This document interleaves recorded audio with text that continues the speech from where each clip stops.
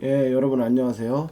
어제 2025년 5월 19일 제 연금 자산에 대한 배당이 나왔는데요.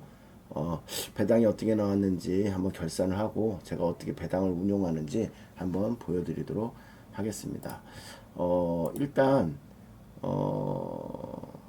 제가 지금 연금을 운용하고 있는 거는 연금저축, 키움증권의 연금저축을 그 붓고 있고요. 소득공제를 목적으로 해가지고 지금 계속 지금 붓고 있는데 지금 키우는 통장이 지금 연금 1통장하고 연금 2통장 그리고 ISA 통장 이런 식으로 연금으로 하려고 이제 구성을 하고 있습니다.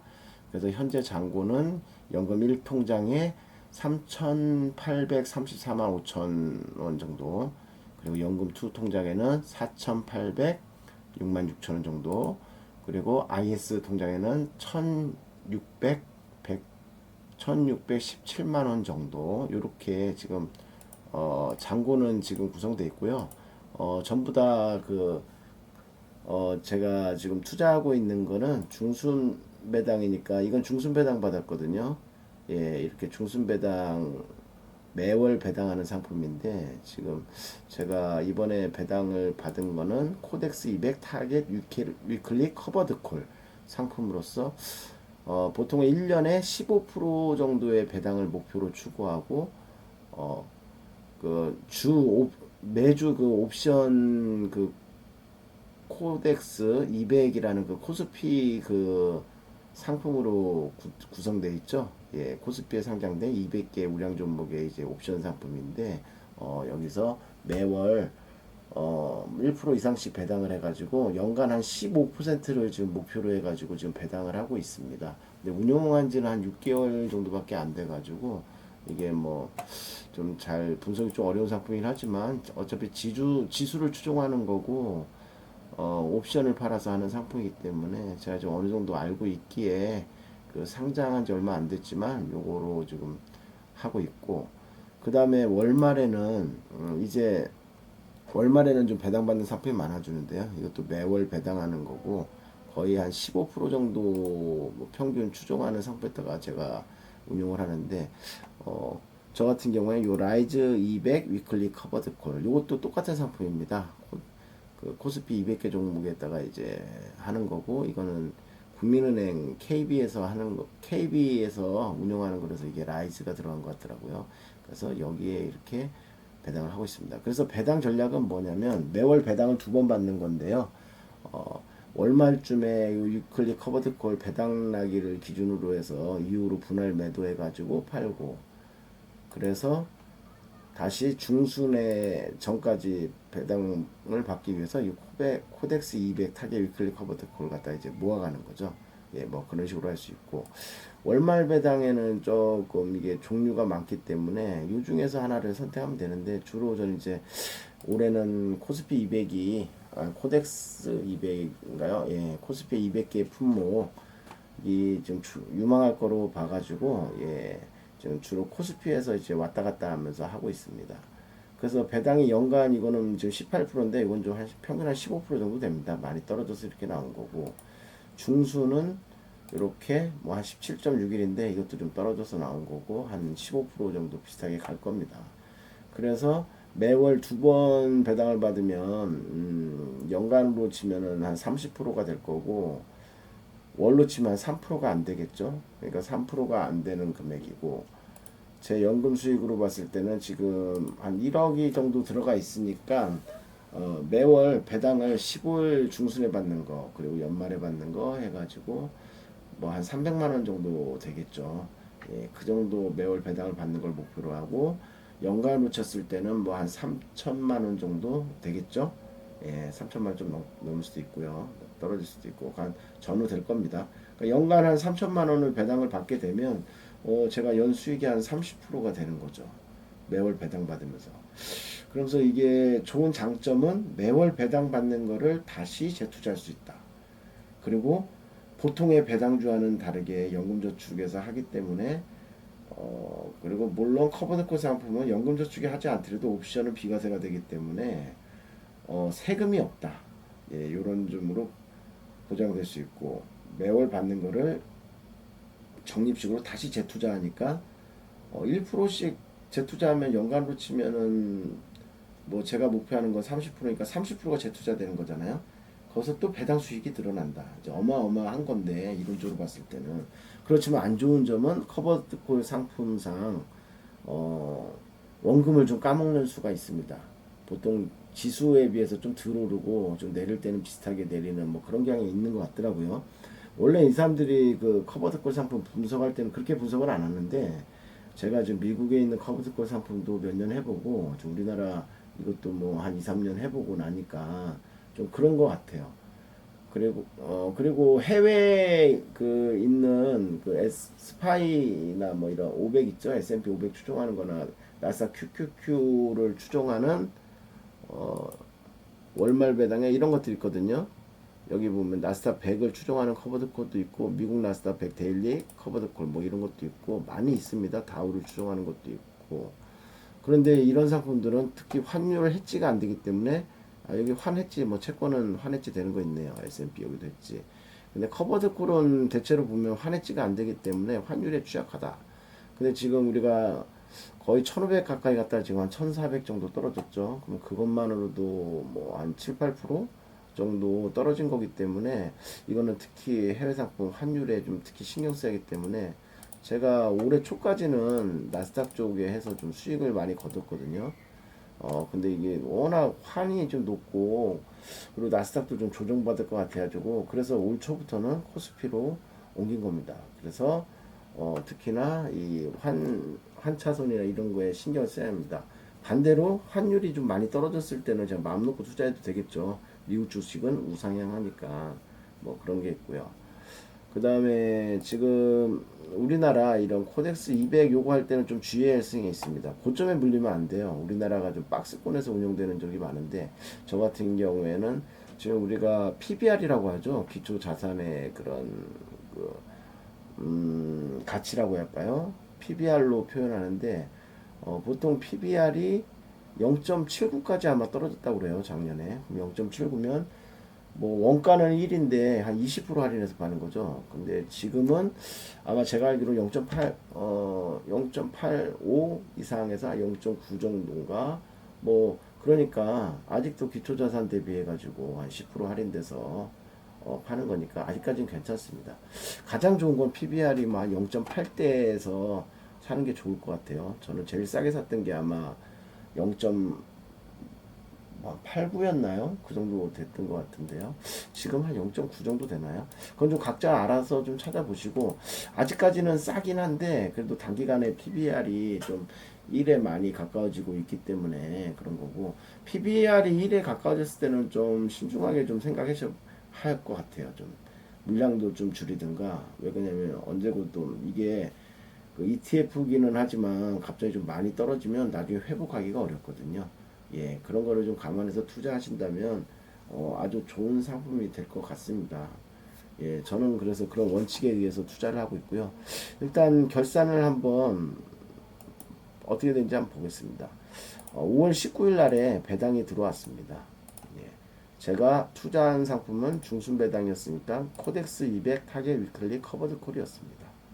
예, 그래서 이거를 아마 5월 19일 배당이었고, 이게 날짜가, 5월 15일 기준으로 해서 아마 5월 14일에 배당 나기일이었을 거고요. 그러면 5월 14일 날에 주식을 사고 팔고 하는 게 아니라 적어도 배당 나기 하루 전 5월 13일에는 샀어야 요 배당을 받게 되는 겁니다. 요게 매달 틀리기 때문에 좀 확인을 해야 합니다. 좀 찜찜하기도 해요. 혹시 착각하지 않을까 좀 내심 불안하기도 해서 저는 좀 여유 있게 좀 사는 편입니다. 한 일주일 전부터. 예, 그래서 전에는 4월 17일 배당 받았는데 특별히 원금이 늘지는 않은 것 같거든요. 근데 지금 제가 연금 1계좌는 51만원 그때 받았는데 이때는 54만원으로 올랐고요.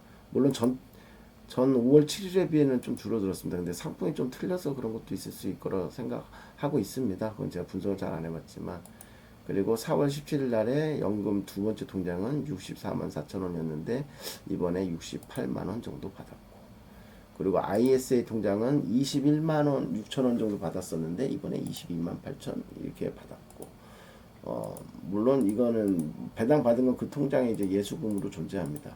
뭐 5월 19일이 배당 날이기 때문에 요 이후로 뭐 어제 그리고 저번 주 뭐 금요일 좀 많이 팔았습니다. 그래가지고 지금 보면 예수금이 원래는 1통장에는 총잔고가 3,800인데 지금 예수금이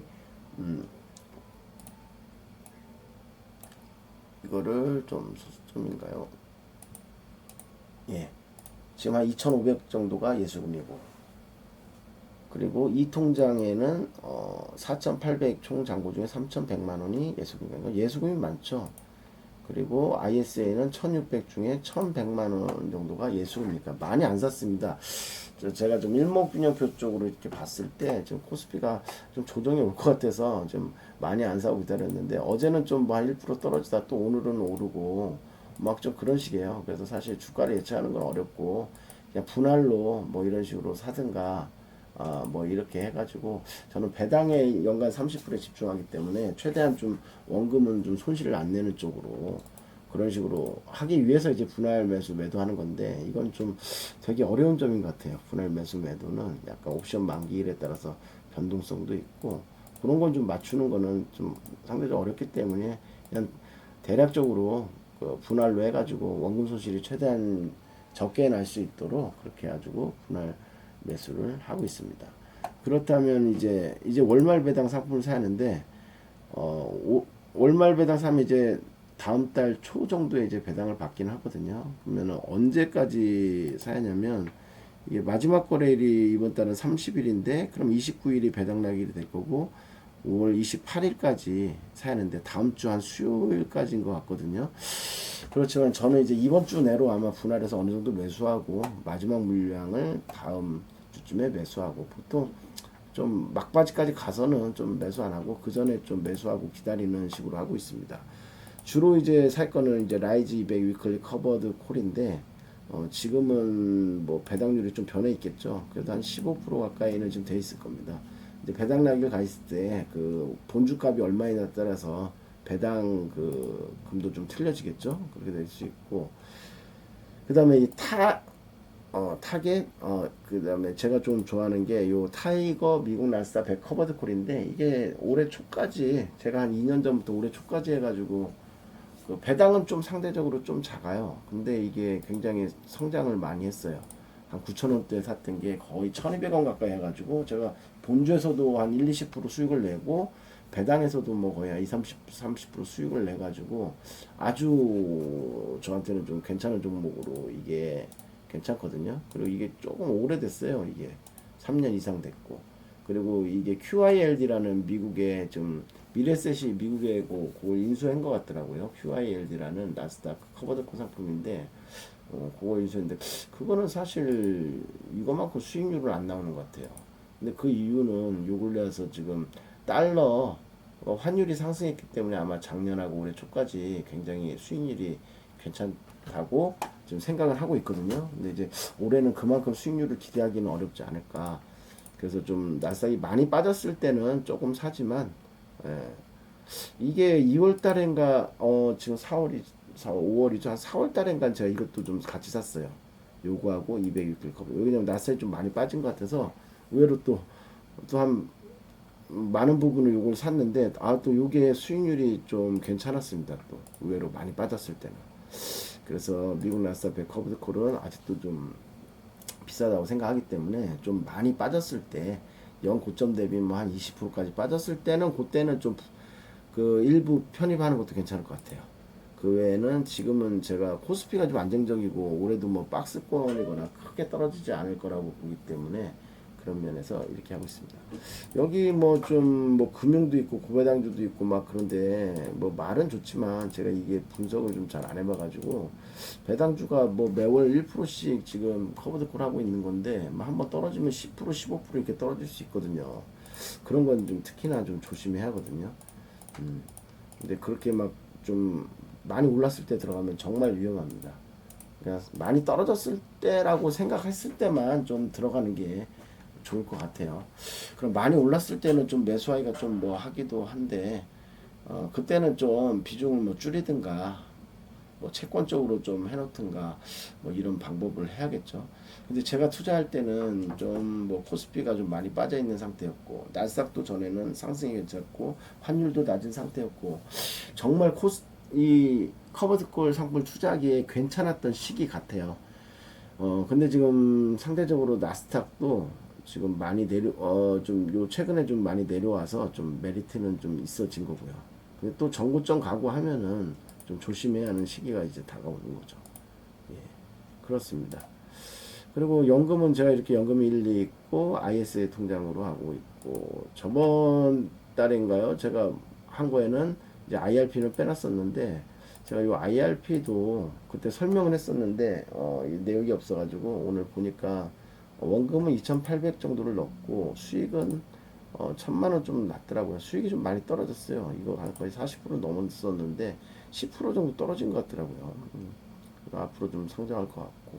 그래서 총 금액은 지금 한 3,800만 원? 예, 뭐 이 정도 되고 있습니다. 상대적으로 IRP가 좀 수익률이 좀 적어요.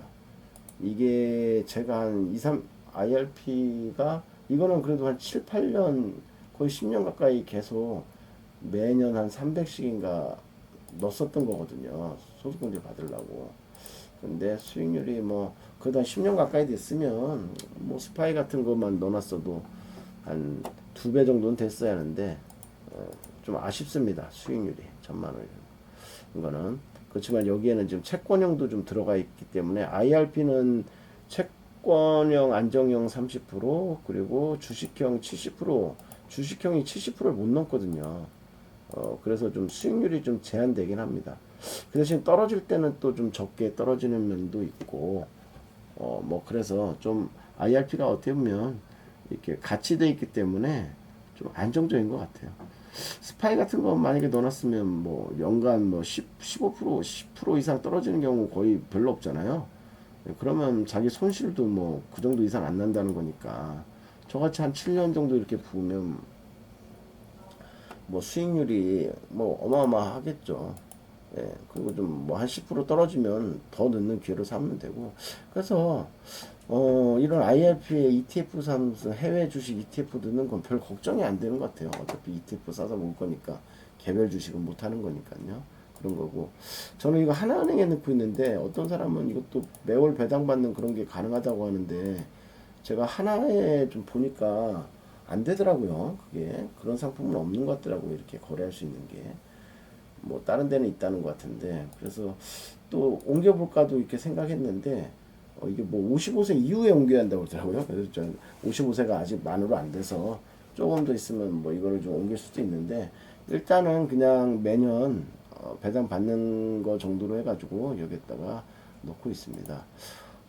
그래서 정말 좀 고무적인데 제가 이렇게 연금이 1억까지 넘어갈 거라고 보지 못했어요. 좀 수익률이 굉장히 좋아서 지금 그런 거거든요. 원금이 지금 한 7,300 정도일 텐데 지금 뭐 한 30% 가까이 수익이 나가지고 지금 하여튼 연금 자산에서 1억이 넘었고 또 IRP까지 하면 뭐 거의 1억 4천인데 뭐 올해 뭐 1억 7천 뭐 이 정도 수익 내고 뭐 내년이면 또 뭐 한 2억 이상 되고 원래는 제가 한 재작년인가 1억만 좀 넘었으면 좋겠다. 그리고 요거에서 한 7천 됐거든요. 이 연금저축하고 이 RP에 해가지고 이거 합쳐서 1억이면 좋겠다 했는데 그냥 연금저축만으로도 거의 뭐 이제 1억이 넘게 생겼어요. IRP도 있고. 그래서 이거 소득공제도 받고 이거 주식 좀 할 줄 아는 사람은 이렇게 연금저축도 이렇게 주식형으로 이렇게 투자를 물론 위험하긴 하지만 이제 어느 정도 아는 사람에 한해서 얘기하는 겁니다. 그런 분들은 이렇게 잘 활용하면 좋을 것 같습니다. 그래서 지금 아주 좋습니다. 배당 계속 성장하고 있고, 예, 지금 요 2달치를 지금 따져보면은 거의 300만 원은 안 됐네요. 근데 거의 300만 원 육박하네요. 예, 이제 조만간에 뭐 배당 뭐 300만 원을 넘고, 그러면 거의 1년으로 치면 한 3,600만 원 배당. 뭐 괜찮죠? 지금 많이 연습해야 돼요. 예, 제가 나중에 한번 60세 이후에는 요거 타다 쓸 수도 있으니까 그때 되면 좀 이제 좀 여유 있게 불안하지 않고 제가 뭐 자산을 막 이렇게 이동하면서 좀 자유롭게 좀 하면서 뭐 하는 정도의 수준에 되지 않을까. 항상 좀 경제에 좀 관심을 가지고 하면 그렇게 어려운 건 아닌 것 같아요. 처음에는 그냥 무작정 그냥 뭐 ETF는 계속 분할로 사서 모으면 된다고 그러는데 제가 해보니까 모르는 사람은 그렇게 돼요. 그 아주 조금밖에 모르고 너무 실수 많이 하는 사람들은 차라리 그게 나을 수도 있어요. 사업하려고 하다가 수익도 놓치고 대부분 그런 경우가 많거든요. 아마 저도 지금 수익을 좀 놓치고 뭐 그런 경우가 많아요.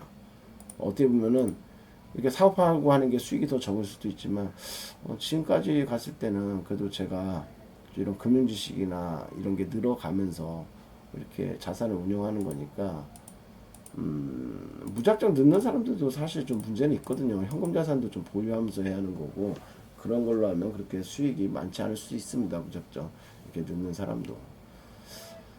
예, 보통에 좀 하는 사람들은 좀 캐시도 좀 갖고 있죠. 그럼 올라가는 수익률은 좀 제한되고 또 떨어질 때 좀 적게 떨어지면 또 그런 게 또 이제 매수할 수 있는 기회가 되고 이제 뭐 저는 그런 게 좋은 것 같아요. 연금도 제가 이렇게 선택해가지고 이렇게 좀 포지션 이동하면서 예, 뭐 하는 것도 괜찮을 것 같고 ETF에다가 투자해서는 뭐 그렇게 큰 손실을 보지 않지는 않을까요? 안 보지 않을까요? 그래서 뭐 좀 이거 외에도 뭐 다른 저축이나 뭐 이런 게 있으면 좀 많이 떨어졌다. 그러면 또 그때 과감하게 좀 늘려서 매수할 수도 있고 이게 평생 투자하는 거 아닌가 싶습니다. 예. 그래서 오늘은 여기서 마치겠습니다. 저는 요 연금은 한번 매월 한 두 번 정도 되는데요. 배당 받을 때. 배당 받을 때마다 어떻게 진행되는지 여러분에게 좀 말씀드리고 저는 설명을 해드리도록 하겠습니다. 예, 감사합니다.